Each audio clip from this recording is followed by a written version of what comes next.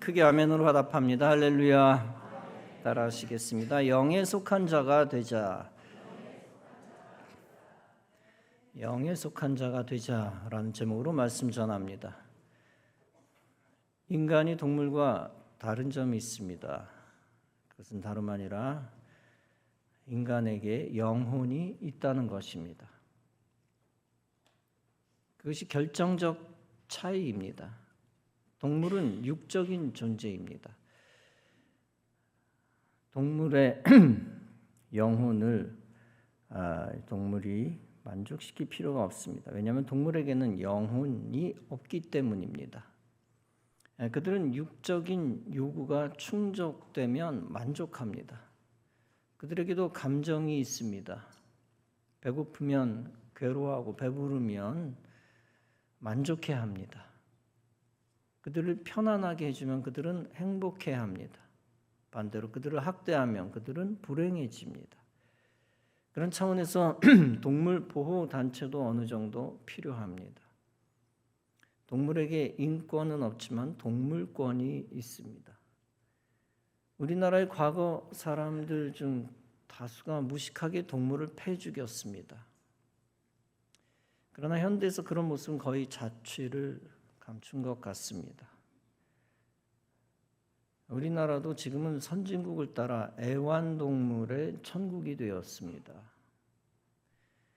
세 집 걸러 한 집은 강아지나 고양이를 키우는 반려동물을 키우는 나라가 되었습니다.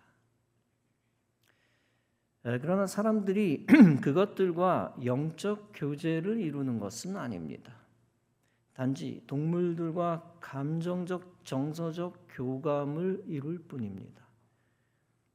화초나 나무와의 정서적 교감과는 비교할 수 없는 큰 교감입니다. 따라서 10여 년 수명이 다한 동물과 헤어질 때 사람은 우울증에 걸립니다. 우울합니다. 그러나 그것들은 영원한 영적인 가족으로 격상되지는 않습니다. 헤어지면 마음이 아픈 가족 같은 존재지만 그러나 영적인 가족으로 격상되지는 않는다. 영적 존재와 존재론적 위상 차이는 태초부터 결정된 것이기 때문입니다. 동물들에게 안수기도 한다든지 기독교 장례식 치르는 것은 비기독교적입니다. 왜냐하면 그들은 애당초 영적 존재가 아니기 때문입니다. 그에 비해 인간은 영원한 영적 존재입니다. 하나님의 형상대로 지음받은 특수한 피조물입니다.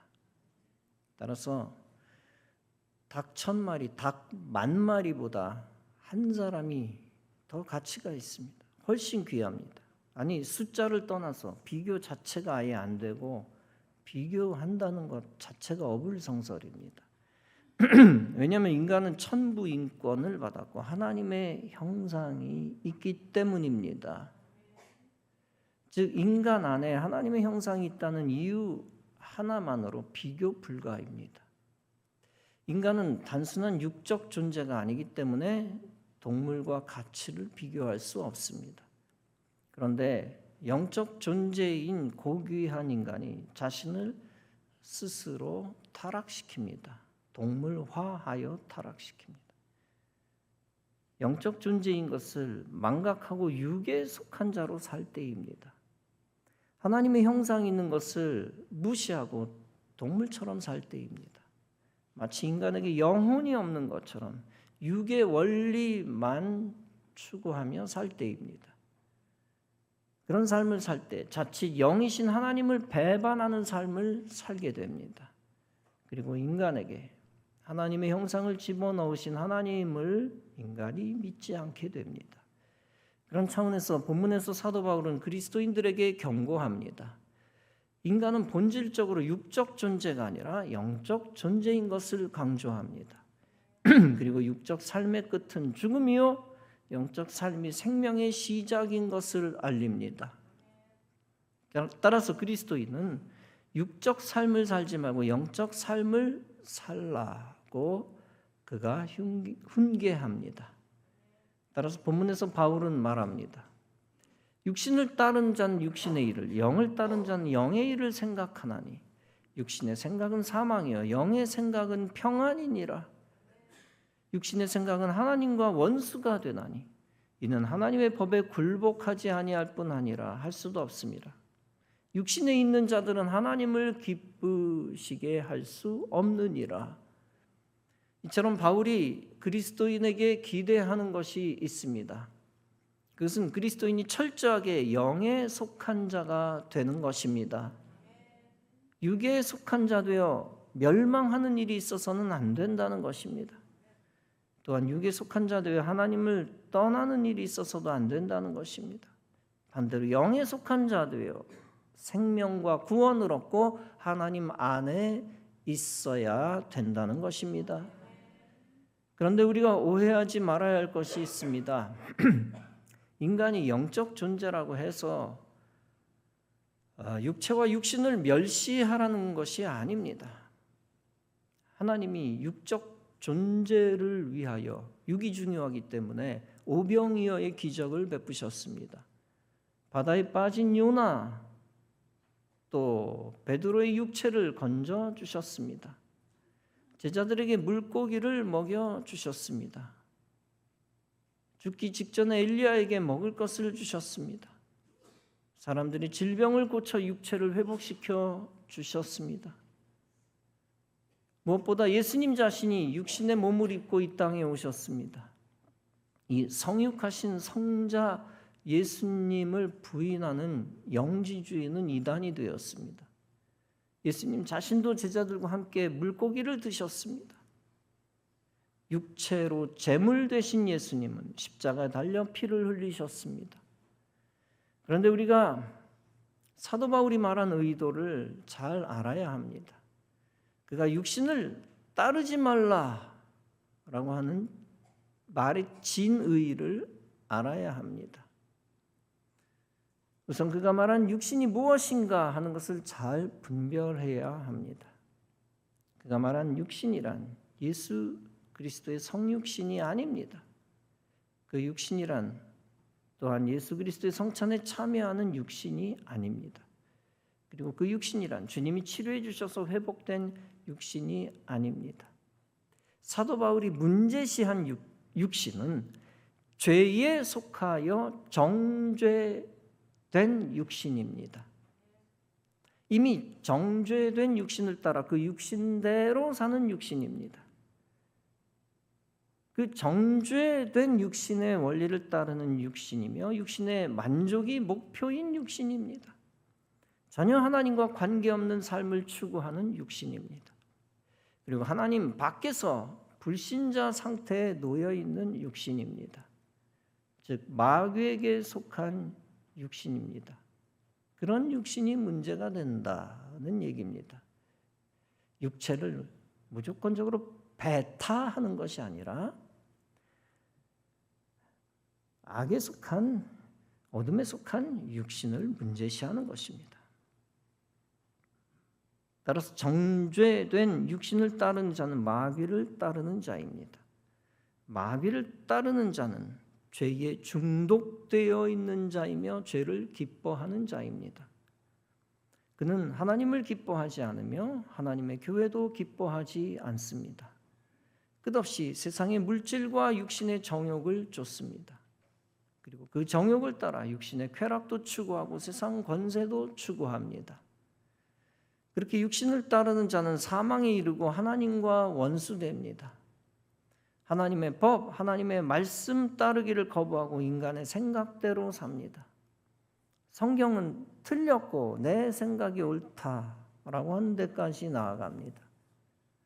그러다 구원의 기회를 완전히 상실한 저주와 영적 멸망에 속한 자 됩니다. 반대로 영을 따르는 자는 영의 원리, 말씀의 원리대로 삽니다. 영을 따른 자는 하나님의 영, 성령을 따라 움직입니다. 영을 따르는 자는 하나님을 위해 모든 목표를 세우고 그것을 추구합니다.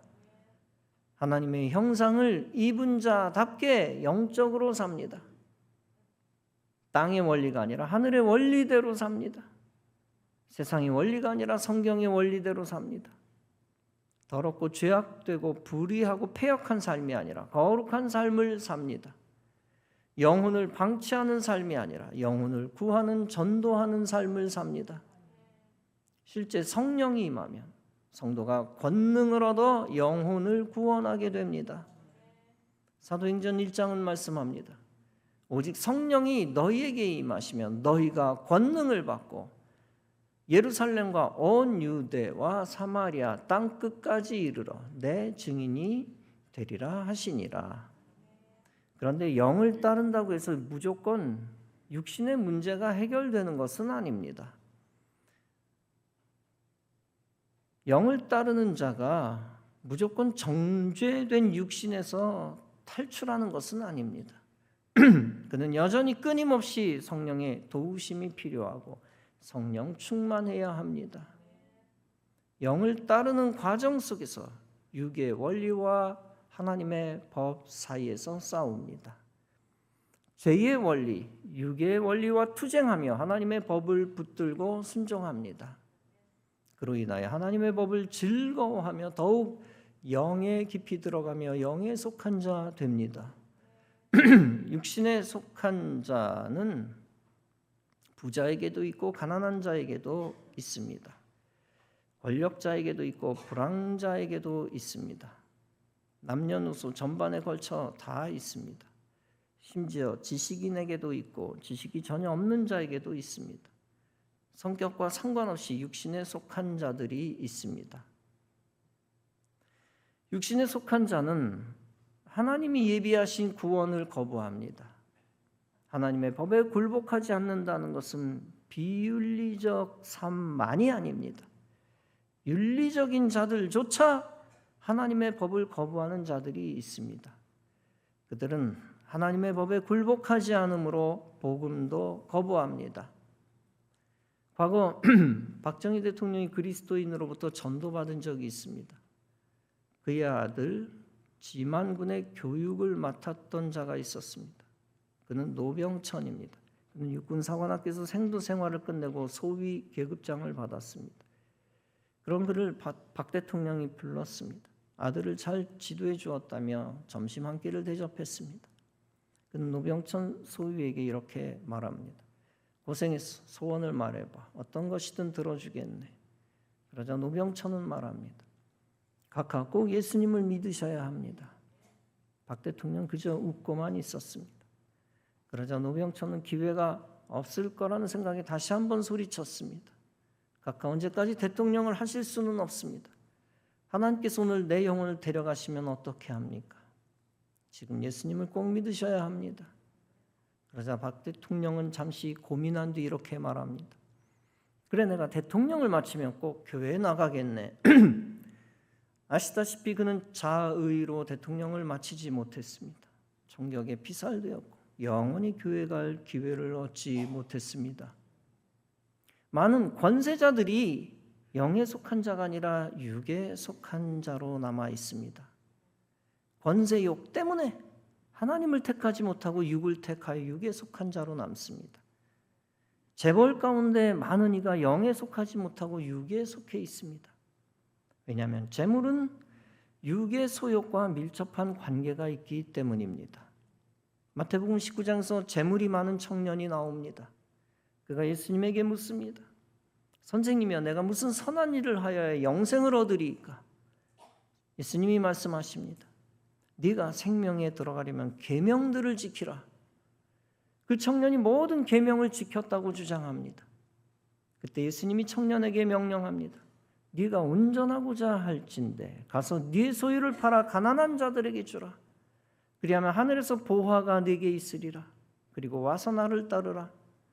그러나 그 청년은 영에 속한 자가 아니라 육에 속한 자였습니다. 따라서 성경은 이렇게 말합니다. 그 청년 재물이 많음으로 그 말씀을 듣고 근심하여 가니라. 예수님의 말씀은 구제가 구원의 조건이라는 뜻이 아닙니다. 이 말씀은 재물 많은 청년이 육에서 떠나 영에 속해야 된다는 뜻입니다. 청년의 인생에 있어서 생명보다 더 중요한 것은 재물이었습니다. 재물을 절대 놓지 못한다는 것은 육에 속해 있다는 증거였습니다. 예수님의 의도는 그가 재물을 초월하여 말씀에 순종해야 한다는 것입니다. 계명을 지켜 그의 최대의 육신적 약점, 재물욕을 극복해야 한다는 것입니다. 믿음을 가지기 전 최대의 걸림돌, 재물을 내려놔야 한다는 것입니다. 그때 그가 계명에 속한 자, 하늘에 속한 자, 영에 속한 자가 된다는 것입니다. 영에 속한 자 되면 재물도 하나님이 책임지신다는 것입니다. 예수님이 제자들에게 부자의 영적 약점을 강조합니다. 내가 진실로 너에게 이르노니 부자는 천국에 들어가기가 어려우니라. 이것은 부자는 무조건 천국에 못 들어간다는 뜻이 아닙니다. 신실한 부자 기독교인들도 이 땅에 많습니다. 그런데 예수님이 이 말씀을 하시는 의도가 있습니다. 그것은 부자는 영에 속한 자 되는 것이 쉽지 않다. 육에 속한 자가 되기 쉽다는 경고입니다. 다름 아니라 자신이 붙들고 있는 물질 재물 때문입니다. 반대로 재물을 초월한 부자는 영에 속한 자, 하늘에 속한 자입니다. 신앙심을 가지고 재물을 초월하여 재물을 주님께 드립니다. 그는 교회와 하나님 나라를 위해 헌신하는 영에 속한 자입니다. 예수님의 비유 속에서 부자와 나사로가 나옵니다. 부자는 지옥에 갔고 거지 나사로는 천국에 갑니다. 그 이유가 비유 속에서는 분명하게 나와 있지는 않습니다. 그러나 분명한 영적 원리와 사실이 있습니다. 그것은 부자는 영이 아니라 육에 속한 자였다는 것입니다.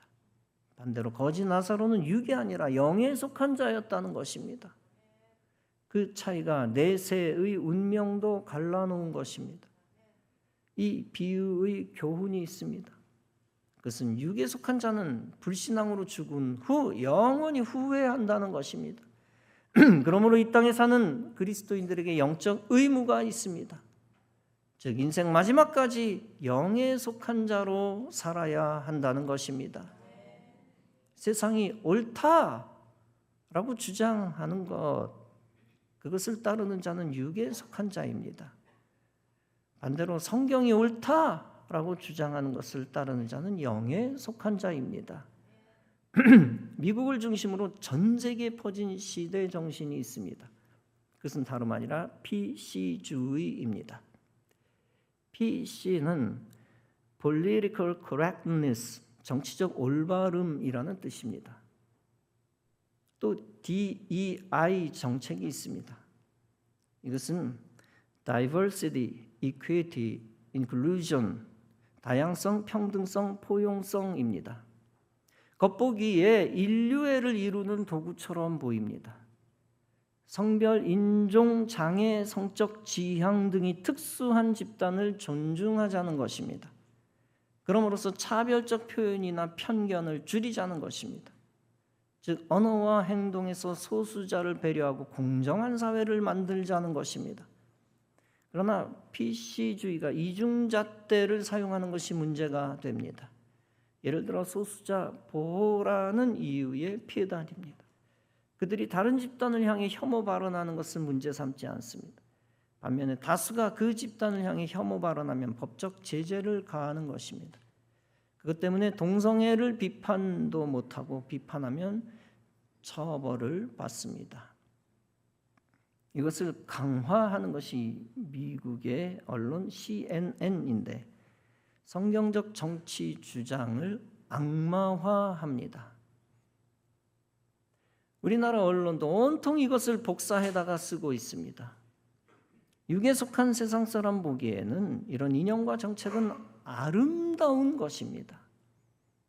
그러나 영에 속한 하나님의 사람 보기에는 완전히 반대입니다. 이것은 하나님을 대적하는 악한 것이고 육에 속한 것이고 멸망할 것입니다. 그리스도인은 세상의 대세라고 해서 그것을 따르면 안 됩니다. 그러면 백발백중 육에 속한 자로서 성경을 대적하고 이적 행위를 합니다.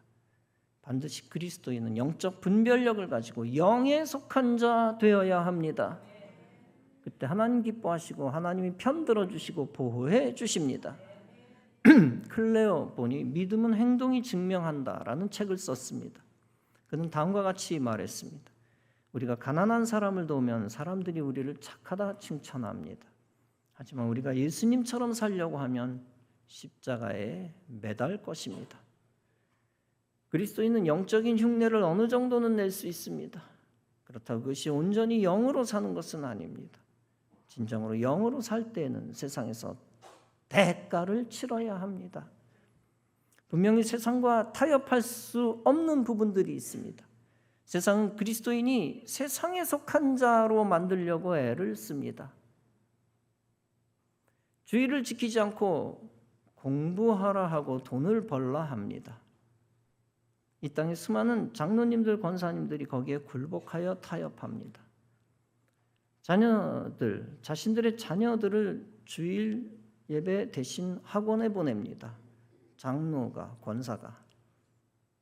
겉으로만 영적 직분 가진 것뿐이지 사실은 육에 속한 자입니다. 자녀들은 아버지 어머니가 육에 속한 자임을 눈치챕니다. 우리 아버지 어머니가 예배보다 대학을 더 중요시 여기는구나. 우리 아버지 어머니가 예배보다 돈과 인간관계를 더 중요시 여기는구나. 그것을 본받고 자신들도 육에 속한 자로 살아갑니다. 예배를 드린 자가 아니라 예배를 거쳐서 세상을 섬기는 자입니다. 자녀가 대학교 붙은 다음에 부모가 자녀에게 말합니다. 이제부터 교회 생활 열심히 해라. 그러나 부모가 육에 속한 자인 것을 알아차린 이상 소용없습니다. 더 이상 육에 속한 부모의 말을 듣지 않습니다. 예배보다 더 가치 있다고 여기는 육신을 위해 언제든지 예배를 포기합니다. 그런 인생을 하나님이 기뻐하시지 않습니다. 육신적으로 원하는 것을 얻은 후 부모에게 감사할 것 같습니까? 부모에게 감사하지 않습니다. 그리고 자신들도 마음의 행복을 누리지 못하고 하나님과 멀어집니다. 자신의 삶이 복이 아닌 것도 모른 채 세월 보내다 인생을 마무리합니다. 따라서 요한복음 6장에서 예수님은 말씀합니다. 살리는 것은 영이니 육은 무익하니라. 내가 너에게 이른 말은 영이요 생명이라. 아주 오래전 동생 최상훈 목사가 초등학교, 국민학교 때의 일입니다. 초등학교에 친한 친구가 있는데 주일에 아버지를 따라 낚시터에 갔습니다. 아버지가 한참 혼자 낚시를 하고 있는데 아이가 보이질 않습니다. 아버지가 낚싯줄과 찌에 온통 정신이 꽂혀 있는 사이에 사고가 났습니다. 아버지 근처에서 아이가 발을 헛디뎌 물속으로 소리 하나 지르지 못하고 가라앉아 버렸습니다. 아이는 육에 속한 아버지 따라 육의 일에 심취하다가 비극을 겪었습니다. 만약 아이가 영에 속한 자로서 육의 아버지와 떨어져 있었다면 어떻게 되었을까요? 그러면 아이는 영도 살고 육도 살았을 것입니다. 불신자나 믿음 없는 자들은 진정 사는 방법이 무엇인지 모릅니다. 따라서 영을 붙잡지 않고 보이는 육 붙잡고 성공했다라고 착각을 합니다.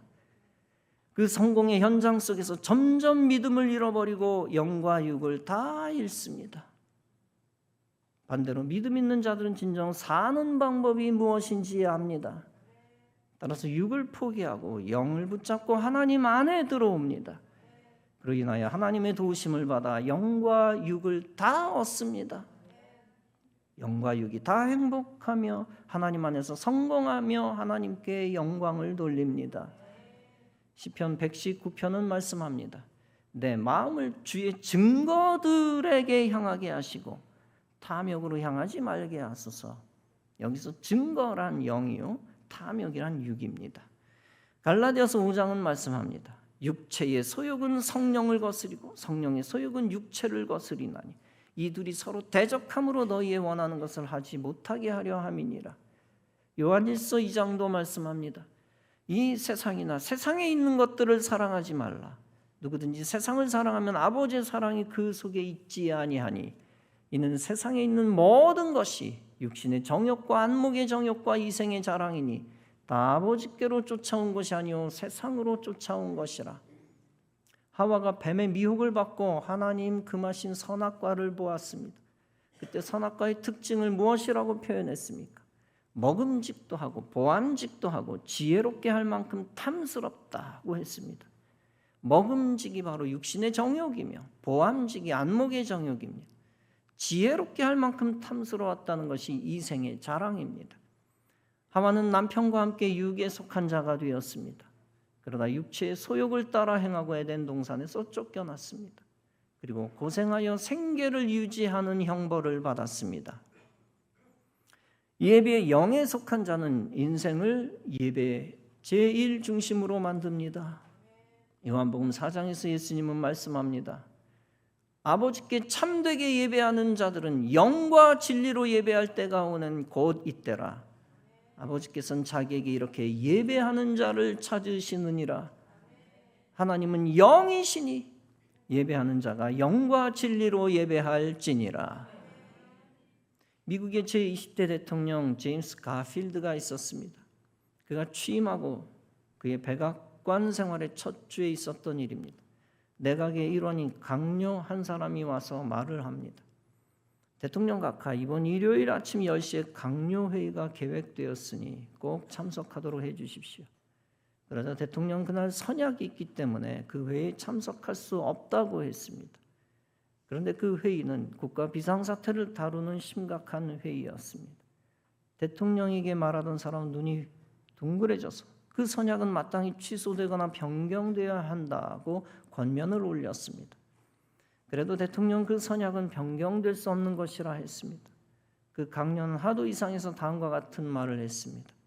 대통령 각하, 저는 대통령께서 약속하신 그 사람이 도대체 누구이기에 그렇게 중요한지 솔직히 알고 싶습니다. 그러자 가필드 대통령은 다음과 같이 대답을 했습니다. 나도 당신처럼 솔직히 대답하리이다. 주일 아침 10시 30분은 영적인 특별한 시간입니다. 내가 나의 사랑하는 주님을 성전에 가서 뵙는 시간입니다.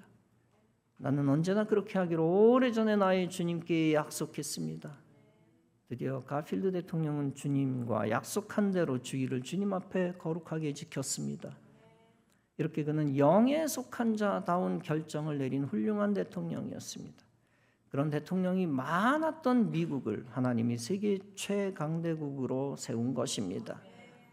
사랑하는 성도 여러분, 여러분의 남은 인생이 한없이 많은 것이 아닙니다. 그런 여러분의 인생을 불신앙으로 채우거나 육에 속한 자 되지 마시기 바랍니다. 반대로 여러분의 인생을 믿음으로 채워 영에 속한 자 되시기 바랍니다. 그리하여 하나님이 영으로 임하셔서 부어주시는 복을 여러분들이 누리시기 바랍니다. 여러분 모두 영에 속한 자로서 영적 가문의 전통을 후손에 남기시기 바랍니다. 그 거룩한 전통으로 영적 열매를 만들어 가정과 우리 교회와 나라를 복되게 하는 성도 여러분 다 되어지시기를 주님의 이름으로 축원합니다. 기도하시겠습니다.